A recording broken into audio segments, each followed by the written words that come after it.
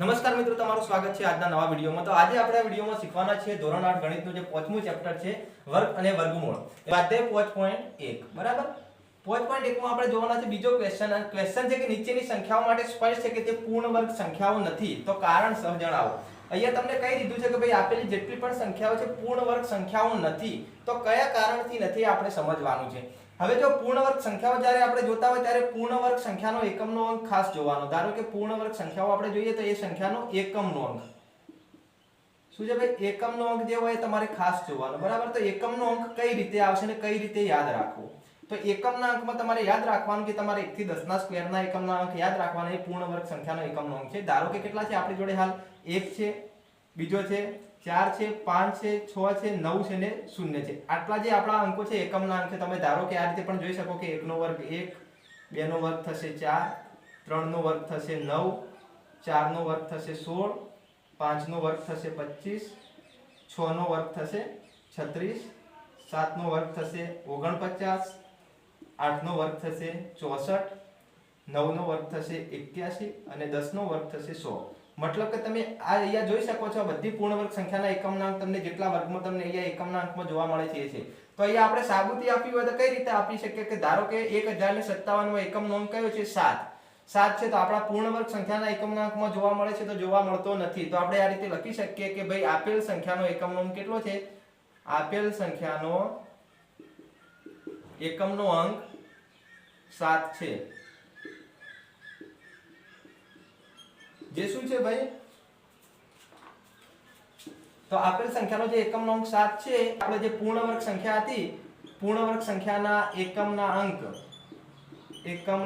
અંક જે છે આપણા 1, 4, 5, 6, 9 અને 0 માં સમાવેશ થતો નથી બરાબર, સમાવેશ થતો નથી। માટે આપેલ સંખ્યા શું છે, માટે આપેલ સંખ્યા એ આપણી પૂર્ણ વર્ગ સંખ્યા નથી બરાબર। આ રીતે તમારે દરેક જે સંખ્યા આપેલી છે એના કારણ આપવાના છે। અહીંયા પણ તમે જોઈ શકો છો જે એકમનો અંક કેટલો છે 3 છે, તો 3 જે એકમનો અંક છે આપણી પૂર્ણ વર્ગ સંખ્યાના એકમના અંકમાં સમાવેશ થતો નથી, માટે આ પણ સંખ્યા કેવી છે ભાઈ, પૂર્ણ વર્ગ સંખ્યા નથી બરાબર।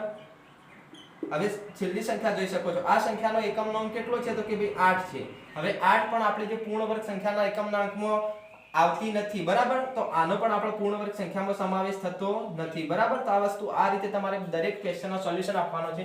અહીંયા જોઈ શકો છો અહીંયા એકમનો અંક કેટલો છે 2, તો 2 હોય તો પણ આપણી આપેલ સંખ્યા પૂર્ણ વર્ગ સંખ્યા નથી બરાબર, આ પણ પૂર્ણ વર્ગ સંખ્યા નથી। હવે તમે જોઈ શકો છો કે અહીંયા શૂન્ય આપી છે બરાબર। હવે તમને એમ થશે કે ભાઈ શૂન્ય તો આપણે પૂર્ણ વર્ગ સંખ્યા છે, પણ જ્યારે શૂન્ય આપેલી હોય ત્યારે તમારે ખાસ એ નોંધવાનું છે કે ભાઈ શૂન્યની સંખ્યા કેવી હોય, શૂન્યની સંખ્યા હંમેશા બેકી સંખ્યામાં હોવી જોઈએ। જો શૂન્ય હંમેશા બેકી સંખ્યામાં હોય તો સંખ્યા શું હોય ભાઈ, પૂર્ણ વર્ગ બરાબર, પૂર્ણ વર્ગ સંખ્યા કહેવાય। અને જો એકી સંખ્યામાં હોય, શૂન્યની સંખ્યા એકી સંખ્યામાં હોય તો એ સંખ્યા શું કહેવાય, પૂર્ણ વર્ગ નથી બરાબર। ધારો કે તમે 10 નો વર્ગ કર્યા તો આપણો જવાબ કેટલો મળતો હતો 100, મતલબ કે અહીંયા શૂન્યની સંખ્યા કેટલી મળતી હતી 2, એટલે કે બેકી સંખ્યામાં મળતી હતી, માટે આ પૂર્ણ વર્ગ હતી। અહીંયા તમે જોઈ શકો કેટલા શૂન્ય છે તો 3, તો આ સંખ્યા છે એ પૂર્ણ વર્ગ સંખ્યા નથી બરાબર। અહીંયા પણ એકમનો અંક એ રીતે 2 આપેલો છે તો બે સંખ્યા એ પૂર્ણ વર્ગ સંખ્યાનો એકમનો અંક નથી, માટે આપેલી સંખ્યા પૂર્ણ વર્ગ સંખ્યા નથી બરાબર। હવે છેલ્લી સંખ્યા જોઈ શકો છો, એ પણ 5મા નંબરની સંખ્યા જેવી છે કે ભાઈ પાછળ 3 શૂન્ય આપેલા છે। હવે આપણે કીધું કે જ્યારે એકી સંખ્યામાં શૂન્ય આપેલા હોય તો એ સંખ્યા શું કહેવાય, તો કે ભાઈ પૂર્ણ વર્ગ સંખ્યા નથી બરાબર, પૂર્ણ વર્ગ સંખ્યા શું છે નથી। તો તમે આ રીતે દરેક સંખ્યા માટે કારણ આપી શકો છો કે ભાઈ આપેલ સંખ્યાના એકમના અંક પૂર્ણ વર્ગ સંખ્યાના એકમના અંક નથી, માટે આપેલ આખી સંખ્યા છે એક પૂર્ણ વર્ગ સંખ્યા નથી। શૂન્ય માટે પણ આપણે એક નિયમ જોઈ લીધો બરાબર। તો અહીંયા આપણે સ્વાધ્યાય 5.1 માં બીજો ક્વેશ્ચન છે એનું સોલ્યુશન પૂરું થાય છે। હવે જોઈએ આપણે ત્રીજો ક્વેશ્ચન, એ આપણો ત્રીજો ક્વેશ્ચન। હવે ત્રીજો ક્વેશ્ચન કહે છે કે નીચે આપેલી સંખ્યાઓમાંથી કઈ સંખ્યાનો વર્ગ કરતો મળતી સંખ્યા એકી સંખ્યા હશે બરાબર। હવે જ્યારે આ રીતના ક્વેશ્ચન આપેલો હોય એટલે આપણે શું કીધું છે કે ભાઈ કઈ સંખ્યાનો વર્ગ કરવાનો અને વર્ગ કરતો કઈ સંખ્યા એકી મળે છે એ જોવાનું બરાબર। પણ હવે આવો ક્વેશ્ચન પૂછાય ત્યારે આખી સંખ્યાનો આપણે વર્ગ કરવા બેસવાનું નથી, તમે આ રીતે વર્ગ કરવાનું બેસવાનું નથી। આપણે શું કરવાનું ભાઈ, એકમનો જે અંક છે એનો સ્ક્વેર કરવાનો, એનો સ્ક્વેર કરશો એટલે જવાબ કેટલો આવશે 1। તો જે એક જવાબ આવે, જે એકમના અંકનો જે સ્ક્વેર આવે એની સંખ્યા તમારે જોવાનો એકમનો અંક। જો એકી સંખ્યા હોય તો આખી સંખ્યાનો વર્ગ કરતા કઈ સંખ્યા મળશે, તો ભાઈ આ સંખ્યાનો વર્ગ કરતો એકમના અંકમાં કઈ સંખ્યા જોવા મળશે, તો મળતી સંખ્યા એકી સંખ્યા, બરાબર ને? તો કઈ સંખ્યા મળશે ભાઈ? આખી એકી સંખ્યા મળશે. હવે ધારો કે 28 અને 26 છે, બરાબર? તો એમાં આપણે ખાલી 6 નો સ્ક્વેર કરશું. 6 નો સ્ક્વેર કરશું તો સંખ્યા કઈ મળશે ભાઈ? 36. તો 36 મળશે એટલે કે આમાં એકમનો અંક કયો છે? 6. તો આખી સંખ્યાનો વર્ગ કરશું તો કઈ સંખ્યા જવાબ કયો મળશે? બેકી સંખ્યામાં જવાબ આવશે, બરાબર?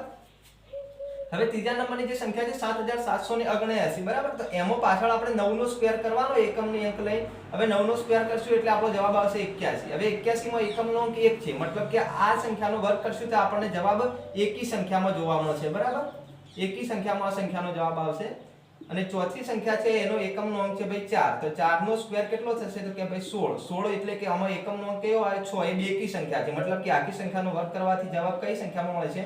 બેકી સંખ્યામાં, બરાબર? તો આ રીતે તમારે આ ટ્રીકનો ઉપયોગ કરીને સ્વાધ્યાય જે 5.1 નો ત્રીજો ક્વેશ્ચન તમારે ગણવાનો છે કે તમારે એમાં આખી સંખ્યાનો વર્ગ કરવાનો નથી, માત્ર ને માત્ર તમારે એકી સંખ્યાનો જ એકમનો અંક છે એ સંખ્યા લઈ એનો વર્ગ કરી અને વર્ગમાં જે એકી સંખ્યા જે એકમનો અંક આવે છે એ તમારે જોઈ અને એ પ્રમાણે તમારે જવાબ આપવાના છે, બરાબર? અહીંયા આપણા બીજો અને ત્રીજો ક્વેશ્ચન પૂરો થાય છે.